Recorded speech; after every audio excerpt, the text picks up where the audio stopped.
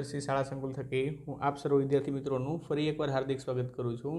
આજે આપણે ધોરણ 6 વિષય ગણિત ચેપ્ટર 11 બીજગણિત ભાગ 1 ની વાત કરવાના છીએ। તો જો વિદ્યાર્થી મિત્રો બીજગણિતની અંદર આપણે ખાસ કરીને સંખ્યાઓ સાથે ચલનું પણ જરૂર પડશે। તો આપણે સૌપ્રથમ જાણીએ કે બીજગણિત છે શું।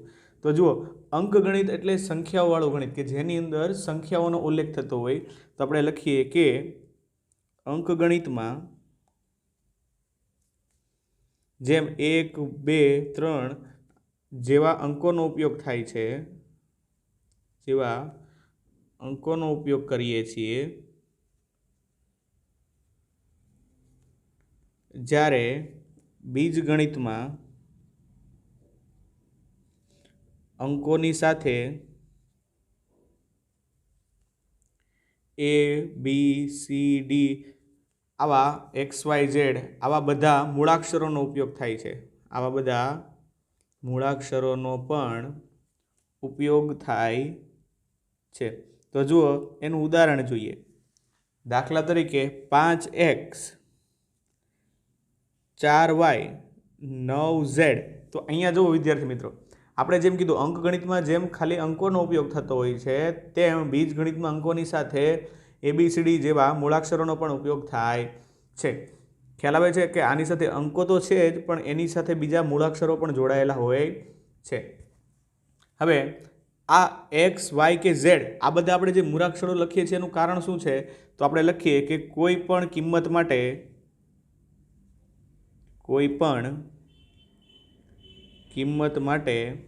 આપણે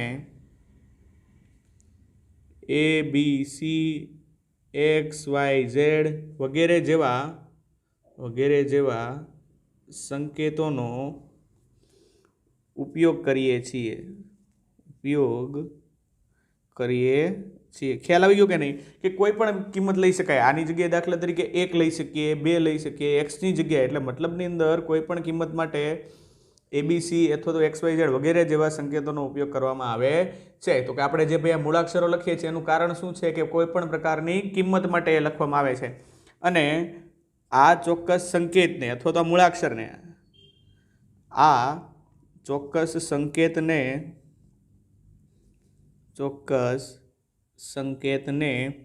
ચલ કહે છે। શું કહે છે? ચલ કહે છે। સમજ પડી ગઈ કે આપણે અંગ્રેજી જે મૂળાક્ષરો આપે છે, હવે એને શું કહીશું? મૂળાક્ષરોની જગ્યાએ શું કહીશું? ચલ। તો આપણે હું એમ કહું કે આ 5x છે તો એમાં ચલ કયો છે? x। 4y છે એમાં ચલ કયો છે? y। 9z છે એમાં ચલ કયો છે? z। ખ્યાલ આવે છે? સમજ પડે છે કે આવડા જે સંકેત આપેલા છે તેને શું કહેવાશે? ચલ। તો હવે લખીએ કે આ ચલનું કામ શું છે? તો કે લખીએ કે આ ચલ દ્વારા નાના મોટા કોયડાઓ ઉકેલવામાં કે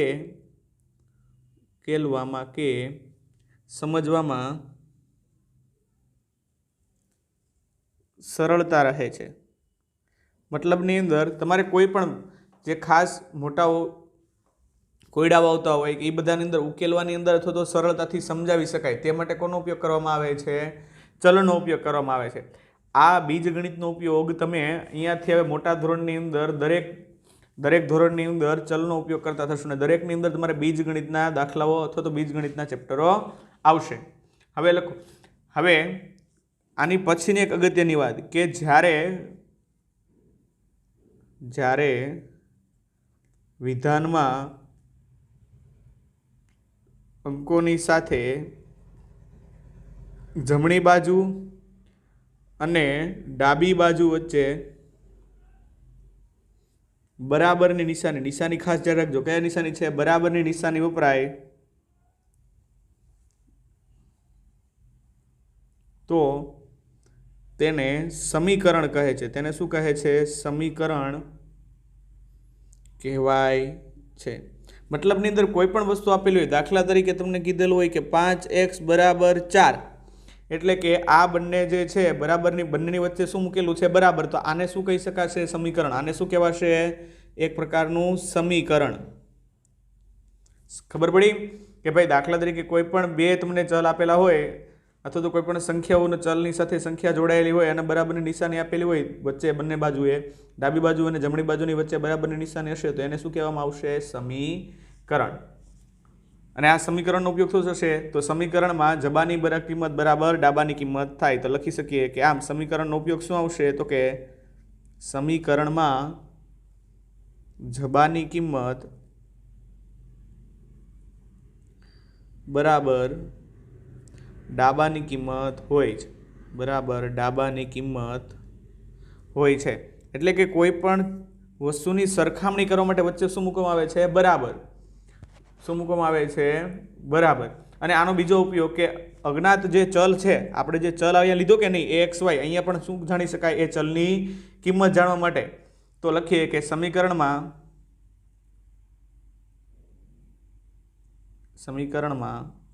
અજ્ઞાત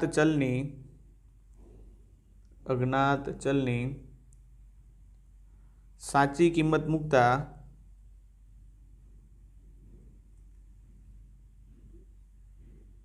સમીકરણની જબા બરાબર ડાબા થાય. જબા બરાબર શું થશે? ડાબા થાય. એટલે મતલબની અંદર તમારા સમીકરણની અંદર જો ચલની સાચી કિંમત તમે મૂકી દેશો તો જબા બરાબર શું મળશે તમને? ડાબા. અથવા તો જબા બરાબર ડાબા આપેલું હોય તો એની મદદથી તમે ચલની કિંમત પણ મેળવી શકો. એટલે કે આની મદદથી શું કરી શકો છો? અજ્ઞાત ચલની કિંમત એ સમીકરણનો ઉકેલ કહેવાય. શું કહેવાય? ઉકેલ કહેવાય. હવે જો આનું એક ઉદાહરણ આપું. દાખલા તરીકે 5x બરાબર તમને શું આપેલું છે? 20. 5x બરાબર શું આપેલું છે? 20. તો આમાં તમે x ને સૂત્રનો કરતા બનાવશો. કોને સૂત્રનો કરતા બનાવશો? x ને સૂત્રનો કરતા બનાવો એટલે x બરાબર 20 ના છેદમાં કેટલા થઈ જશે? 5. 20 ભાગ્યા 5 એટલે x ની કિંમત કેટલી મળે છે? 4. તો આને શું કહેવાશે? ઉકેલ. આને શું કહેવાશે? ઉકેલ. અને આની મદદથી તમને શું મળી ગયું? x ની કિંમત મળી ગઈ. સમજ પડે છે? તો આ રીતે તમે દાખલાનો ઉપયોગ કરી શકો છો. આ રીતે તમે સમીકરણની અંદર બરાબર મૂકી અને બંને દાખલાઓની અંદરથી શું મેળવી શકો છો? ચલ મેળવી શકો છો. તો હવે તમને ખ્યાલ આવી ગયો કે આપણે કઈ રીતે દાખલાઓની અંદર ચલનો ઉપયોગ કરવાનો છે. ચલ એટલે વાત કરી લે. ચલ એટલે કે જે અંકો આપેલા છે તેની સાથે જે એક્સ વાય ઝેડ અંગ્રેજી મૂળાક્ષરો જોડાયેલા હોય એને શું કહેવામાં આવે છે? ચલ કહેવામાં આવે છે. બરાબર. અથવા તો આ ચલ છે એનો ઉપયોગ શું થશે? કે નાના મોટા કોયડાઓને ઉકેલવા માટે કોનો ઉપયોગ કરવામાં આવે છે?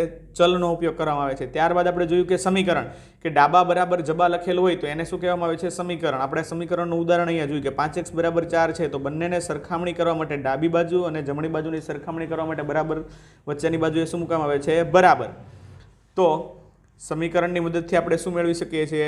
ચલ. સમીકરણની મદદથી શું મેળવી શકીએ છીએ આપણે? ચલ. તો આપણે લખ્યું કે અજ્ઞાત ચલની કિંમતે સમીકરણનો શું કહેવામાં આવે છે? ઉકેલ. એટલે કે આપણે જોયું ઉદાહરણ કે 5x બરાબર 20 આપેલું છે તો x ની કિંમત એટલે કે તમારે ચલ ગોતવું હોય તો અહીંયા શું કર્યું? બરાબરની જમણી બાજુએ 20 હતું અને બરાબરની ડાબી બાજુએ 5 ગુણાયેલા હતા તો 5 ને ક્યાં જવા દીધા? છેદમાં. તો x ની કિંમત તમને કેટલી મળી છે? 4. તો આ રીતે આપણે ચલની કિંમતો પણ મેળવી શકીએ છીએ. તો ચાલો વિદ્યાર્થી મિત્રો, હવે આપણે સ્વાધ્યાય 11.1 પ્રશ્ન 1ની વાત કરીએ કે તેમાં કીધેલું છે કે નીચેની મેજેસ્ટિક પેટર્ન બનાવવા માટે કેટલી દિવાસળીની જરૂર પડે અને તેનો નિયમ શોધો. અને નિયમ લખવા માટે કોનો ઉપયોગ કરવાનો કીધો છે? કે ચલનો ઉપયોગ કરો. તો હવે સૌપ્રથમ વાત કરીએ આપણે મૂળાક્ષર ટી માટે પેટર્ન ટીની વાત કરવાની છે. તો જો પેટર્ન ટી બનાવવા માટે તમારે કેટલી દિવાસળીઓની જરૂર પડે? તો તમારે કેટલી દિવાસળીઓની જરૂર પડશે? 2. કેટલી દિવાસળીઓની જરૂર પડે? 2. કે તમારે દાખલા તરીકે પેટર્ન ટી બનાવવી છે તો કેટલી દિવાસળીની જરૂર પડશે? 2 દિવાસળીની જરૂર પડે. તો આપણે લખીએ કે એક ટી બનાવવા માટે, ટી એટલે આપણે સંખ્યા લઈએ છીએ 1 બનાવવાનું છે એટલે n બરાબર કેટલા લઈ લઈએ? 1. તો એક ટી બનાવવા માટે જરૂરી દિવાસળી બરાબર 2. કેટલી આવશે? 2 આવશે કે નહીં? એટલે આપણે શું લખી શકીએ? એટલે 2 ગુણ્યા n લખાય. સમજ પડી ગઈ? n ની જગ્યાએ કેટલા મૂકવાના થશે? 1. ટી આપણે એક ટી બનાવો છે તો એની જગ્યાએ કેટલા મૂકવાના થશે? 1. એ જ રીતે 2 ટી એટલે કે n ની કિંમત કેટલી લઈ લઈએ છે? 2. 2 બનાવવાના છે એટલે એની જગ્યાએ 2 લખી દઈએ તો બનાવવા માટે જરૂરી દિવાસળી, તો જુઓ જરૂરી દિવાસળી કેટલી જોઈશે? 4 જોઈએ કે નહીં? 1 ટી બનાવો તો ત્યારે કેટલી દિવાસળી હતી? 2. તો 2 ટી બનાવવાના છે ત્યારે કેટલી જોશે? 4. એટલે કે શું લખી શકીએ આપણે? એટલે કે 2 ગુણ્યા n, nની જગ્યાએ 2 મૂકશું એટલે 2 દુ 4. તો તમારે મળી ગઈ પેટર્ન. એ જ રીતે 3 ટી બનાવવાના થાય એટલે કે 3 nની જગ્યાએ 3 લખીએ કે 3 દિવાસળી બનાવવાની છે એટલે એની જગ્યાએ કેટલા લખાશે? 3. તો n 3 ટી બનાવવા માટે જરૂરી દિવાસળી, હવે જુઓ તો કેટલી આવશે? 3 છે તો હજી 2નો વધારો થાય એટલે કેટલા થશે? 4ની અંદર 2 વધશે એટલે કેટલા થશે? 6. એટલે કે 2 ગુણ્યા શું થશે? n. અહીંયા nની જગ્યાએ તમે 3 મૂકી દો એટલે 2 તેરી 6. ખ્યાલ આવી ગયો કે નહીં? તો અહીંયા ટી માટેનો નિયમ કયો થશે? ટી માટેનો નિયમ બરાબર આવશે 2n. કયો નિયમ આવશે? 2n. nની જગ્યાએ તમારે 1 દિવાસળી બનાવી તો 1 મૂકો તો 2 કા 2, તો જવાબ કેટલો મળતો હતો? 2. એ જ રીતે અહીંયા તમારે 2 ટી બનાવો હોય તો એની જગ્યાએ કેટલા મૂકવાના થશે? 2. એટલે 2 દુ 4, તો મળે છે 4. એ જ રીતે 3 ટી બનાવવાના હશે તો અહીંયા કેટલા મૂકવાના થશે? 3. તો કેટલા મળશે તમને? 6. સમજ પડે છે? તો આ કઈ રીતે થઈ? પેટર્નવાળી રીત. અને આ જો આપણે તમને કીધું હતું કે નિયમ લખવા ચલનો ઉપયોગ કરો તો આ શું થઈ ગયો? નિયમ, કે 2 ગુણ્યા n અથવા તો 2n. ખ્યાલ આવી ગયો? એ જ રીતે હવે તમને બીજું કીધેલું છે મૂળાક્ષર z માટે પેટર્ન z. તો જો z બનાવવો હશે તો કેટલી દિવાસળીનો ઉપયોગ કરવો પડશે? દાખલા તરીકે આ પહેલી દિવાસળી લઈ લઈએ, અહીંયા લઈ લઈએ આ બીજી દિવાસળી અને અહીંયા લઈ લઈએ આ ત્રીજી દિવાસળી. તો જુઓ એની માટે કુલ કેટલી દિવાસળીની જરૂર પડી? 3. z બનાવવા માટે કેટલી દિવાસળીની જરૂર પડી? 3. તો 1 માટે 3 આવે, 2 માટે બીજા 3 ભળે એટલે 6 અને 3 માટે કેટલા થશે? 9. તો આપણે લખીએ 1z એટલે કે 1 લઈએ છીએ એટલે n બરાબર કેટલા આવશે? 1. બનાવવા માટે જરૂરી દિવાસળી બરાબર 3 એટલે કે 3 ગુણ્યા શું લખાશે? n. એ જ રીતે 2z એટલે કે 2 બનાવવાના છે z એટલે nની સંખ્યા કેટલી થશે? 2. 2 બનાવવા માટે જરૂરી દિવાસળી કેટલી જોઈએ? 1 માટે 3 જોતી તો બીજા માટે કેટલી જોશે? 6. એટલે કે આપણે શું લખી શકીએ? એટલે કે 3 ગુણ્યા n, અહીંયા nની જગ્યાએ 2 મૂકી દીધો, 3 દુ 6. એ જ રીતે 3z 3 બનાવવાના છે એટલે nની કિંમત 3 લઈ શકીએ. બનાવવા માટે જરૂરી દિવાસળી બરાબર કેટલા આવશે? 3 વખત z બનાવવાનો થાય એટલે 1 વખત 3, 3 ને બીજા 3 6 અને પછી બીજા 3 એટલે કેટલા આવશે? 9. એટલે કે 3 ગુણ્યા n. તો આની પેટર્ન કઈ થઈ અથવા તો અહીં નિયમ કયો આવશે? અહીં નિયમ બરાબર 3n. nની જગ્યાએ 1 મૂકો તો 3 દિવાસળી, જો 2 બનાવવાનો તો 2 મૂકો તો 6 દિવાસળી અને જો 3z બનાવવાનો તો nની જગ્યાએ 3 મૂકો તો 3 તેરી 9. ખ્યાલ આવે છે કઈ રીતે આપણે પેટર્ન ફોલો કરીએ છીએ? તો આ શું થઈ તમારી પેટર્ન? આ શું થઈ તમારી પેટર્ન કે ભાઈ તમે કઈ રીતે પેટર્નનો ઉપયોગ કરીને આગળ સંખ્યા મેળવો છો તે. તો હવે ત્રીજી વાત કરીએ તો ત્રીજી રકમની વાત કરીએ તેની અંદર આપણે છે મૂળાક્ષર u માટે. મૂળાક્ષર u માટે પેટર્ન u મેળવવાની છે. તો જુઓ પેટર્ન u મેળવી છે તો u માટે કેટલી દિવાસળીની જરૂર પડશે? તો u માટે તમારે કેટલી દિવાસળીની જરૂર પડે? 3 દિવાસળીની. કેટલી જરૂર પડશે? 3. આ પહેલી, અહીંયાથી આવડી લઈ લે બીજી અને અહીંથી આ લઈ લઈએ આ ત્રીજી. તો કેટલી દિવાસળીની જરૂર પડે છે તમારે? 3. તો લખીએ કે 1u એટલે કે એની કિંમત કેટલી લઈ લઈએ? 1. તો 1u બનાવવા માટે જરૂરી દિવાસળી બરાબર કેટલી આવે છે? 3. એટલે કે 3 ગુણ્યા શું લખી શકાશે? n. એ જ રીતે 2u એટલે કે n બરાબર કેટલા લેવાના થાય? 2. તો એ બનાવવા માટે જરૂરી દિવાસળી બરાબર કેટલી જોઈશે આપણે? 6 જોઈએ કે નહીં? એટલે એમાં પણ શું લખી શકાય છે? 3 ગુણ્યા n. એટલે nની જગ્યાએ તમે 2 મૂકો તો 3 દુ 6. એ જ રીતે 3u એટલે કે 3 બનાવવાના છે એટલે n બરાબર કેટલા લેવાના થાય 3 બનાવવા માટે જરૂરી દિવાસળી કેટલે આવશે 9 જરૂર પડે કે નહીં 3 બનાવવાના હોય એટલે કેટલા પડે 3 તેરી 9 તો અહીંયા શું લખી શકાશે 3 ગુણ્યા n તો આપણે શું લઈ શકીએ કે આને નિયમ બરાબર શું આવશે અહીં નિયમ બરાબર કઈ આવશે 3n એનની જગ્યાએ 1u બનાવવો હોય તો એનની જગ્યાએ 1 મૂકો એટલે 3 એકા 3 2 બનાવવો હોય તો 3 દુ 6 અને 3 બનાવવો છે તો 3 ત્રેડી 9 તો આ પ્રમાણે આગળ પેટર્ન વધે છે હવે ચોથાની વાત કરીએ તો ચોથાની અંદર મૂળાક્ષર v આપેલો છે કયો આપેલો છે મૂળાક્ષર v માટે વાત કરીએ તો મૂળાક્ષર v માટે પેટર્ન v ની વાત કરવાની છે તો જુઓ v માટે કેટલી દિવાસળીની જરૂર પડે તો કે v માત્ર 2 જ દિવાસળીની જરૂર પડે આ 1 અને આ રહ્યા 2 કેટલી દિવાસળીની જરૂર પડે માત્ર 2 જ તો લખીએ 1v એટલે કે તમે n ની કિંમત કેટલી લઈ શકો 1 બનાવવા માટે જરૂરી દિવાસળી બરાબર કેટલી આવતી હતી 2 એટલે કે શું લખાશે આની પેટર્નની અંદર 2 ગુણ્યા n એ જ રીતે 2v બનાવવાના થાય એટલે n બરાબર કેટલા લેવાના થાય 2 તો 2 બનાવવા માટે જરૂરી દિવાસળી 1 માટે 2 વપરાતી તો 2 માટે કેટલી આવશે 4 તો એટલે કે એની શું લખી શકાય 2 ગુણ્યા n એની જગ્યાએ 2 મૂકો એટલે 4 મળી જાય એ જ રીતે 3v એટલે કે n બરાબર 3 બનાવવા માટે જરૂરી દિવાસળી બરાબર કેટલી થશે 6 એટલે ત્યાં શું લખાશે 2 ગુણ્યા n એટલે કે આનો નિયમ શું આવશે નિયમ બરાબર 2n એ તો જો કે આપણે t ની અંદર જ આકાર શીખી ગયા છે કે t ની અંદર 2n આવતું તો એ રીતે આની અંદર કેટલા આવશે 2n હવે પાંચમાની વાત કરીએ તો પાંચમાની અંદર મૂળાક્ષર e માટે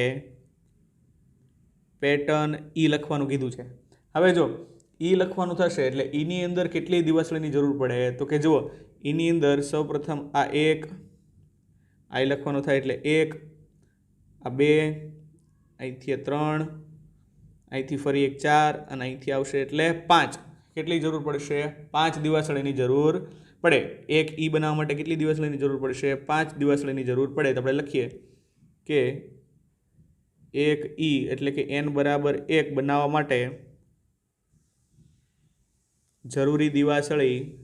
જરૂરી દિવાસળી બરાબર કેટલી આવતી હતી 5 એટલે અહીંયા શું લખાશે 5 ગુણ્યા n 2 e બનાવવાના હોય એટલે n બરાબર કેટલા લેવાના થાય 2 બનાવવા માટે જરૂરી દિવાસળી કેટલી થઈ જાય 10 થઈ જશે કે નહીં 1 માટે 5 હતી તો 2 માટે કેટલી થશે 10 એ જ રીતે 3e બનાવવાના થાય તો 3e એટલે n બરાબર કેટલા લખાય 3 બનાવવા માટે જરૂરી દિવાસળી બરાબર કેટલી થશે 15 એટલે કે 5 ગુણ્યા કેટલા આવશે n તો અહીંયા એનો નિયમ શું આવશે નિયમ આવશે 5n નિયમ શું આવશે 5n ખ્યાલ આવે છે આપણે કઈ રીતે આખા પેટર્નને આગળ વધારીએ છીએ તમારે એ સંખ્યા છે આ તમારે ખાલી આ ચલવાળે એટલે કે મતલબની અંદર તમારે ખાસ નિયમ ઉપર આધાર આપવાનો થાય કે નિયમની અંદર પહેલાં જેટલી દિવાસળી આપેલી હતી એટલી સંખ્યા લખી નાખીને પછી એને કેટલા વડે ગુણી દેવાનું એનની જગ્યાએ 1 2 3 જે રીતે તમને સંખ્યા વધારવાની હોય તે રીતે શું કરતું જવાનું ચલની કિંમત મૂકતી જવાની હવે એની પછીનો આકાર છે મૂળાક્ષર s માટે લખીએ મૂળાક્ષર s માટે પેટર્ન s તો જુઓ તો s માટે કેટલી દિવાસળીની જરૂર પડે એના માટે પણ આપણે 5 જ દિવાસળીની જરૂર પડશે કેટલી દિવાસળીની જરૂર પડે 5 દાખલા તરીકે આ 1 અહીંયાથી લઈ લઈએ આ 2 આ 3 આ 4 અને અહીંથી લઈએ છીએ 5 તો કેટલી જરૂર પડે છે આપણે 5 તો લખીએ 1s એટલે n બરાબર આપણે 1 લઈ લઈએ છીએ બનાવવા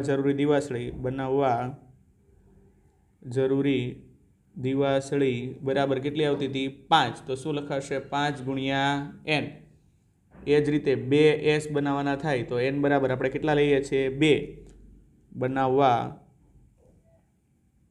જરૂરી દિવાસળી 2 વખત બનાવવાનો s હોય એટલે કેટલી દિવાસળીની જરૂર પડે 10 તો 5 ગુણ્યા n n ની જગ્યાએ 2 મૂકી દો એટલે શું મળી જાય 10 એ જ રીતે 3s એટલે કે n બરાબર 3 બનાવવા માટે જરૂરી દિવાસળી કેટલી આવશે 15 એટલે શું લખાશે 5 ગુણ્યા n તો આનો નિયમ શું આવ્યો નિયમ આવ્યો 5n ખ્યાલ આવ્યો n ની જગ્યાએ 1 મૂકો એટલે 1 વખત s બનાવવાનો થાય તો 5 2 વખત s બનાવવાનો થાય તો 5 દુ 10 એટલે 3 વખત s બનાવવાનો થાય તો 5 તેરી 15 હવે તમારે મૂળાક્ષર a માટે કીધું છે મૂળાક્ષર a માટે પેટર્ન એ બનાવવાની છે તો જુઓ એ માટે કુલ કેટલી દિવાસળીની જરૂર પડશે તો એ માટે તમારે 6 દિવાસળીની જરૂર પડે કેટલી દિવાસળીની જરૂર પડે 6 આપણે લખીએ આ 1 2 આ 3 આ 4 આ 5 અને આ 6 કેટલી દિવાસળીની જરૂર પડી ટોટલ તમારે 6 દિવાસળીની જરૂર પડશે તો લખીએ 1a એટલે કે n ની કિંમત કેટલી લઈએ 1 બનાવવા જરૂરી દિવાસળી બરાબર કેટલી આવી 6 તો અહીંયા શું લખાવશે 6 ગુણ્યા n 2a એટલે કે n ની કિંમત કેટલી લઈ લઈએ છે 2a બનાવવાના છે એટલે n બરાબર 2 લખીએ બનાવવા જરૂરી દિવાસળી બરાબર કેટલી આવશે 12 એટલે કે 6 ગુણ્યા n n ની જગ્યાએ 2 મૂકો એટલે 12 એ જ રીતે 3a એટલે કે n ની કિંમત 3 લઈ લઈએ બનાવવા જરૂરી દિવાસળી બરાબર કેટલા આવશે 18 1 માટે 6 જોતી હતી તો 3 માટે કેટલી જોઈશે 18 તો અહીંયા શું લખાશે 6 ગુણ્યા n તો આનો નિયમ શું આવશે નિયમ બરાબર શું આવશે 6n તો અહીંયા તમને પેટર્નની અંદર ખાસ વિદ્યાર્થી મિત્રો ખ્યાલ આવી ગયો કે કઈ રીતે આપણે પેટર્ન તૈયાર કરવાની થાય છે પેટર્નની અંદર મતલબની અંદર તમારે એકની અંદર જેટલી જરૂર પડતી હોય એને ગુણ્યા શું કરી નાખવાના થશે n ખ્યાલ આવે છે તો આ શું થઈ ગયા એના નિયમો થઈ ગયા તો હવે પછીના દાખલાઓની વાત આપણે નેક્સ્ટ લેક્ચરની અંદર કરીશું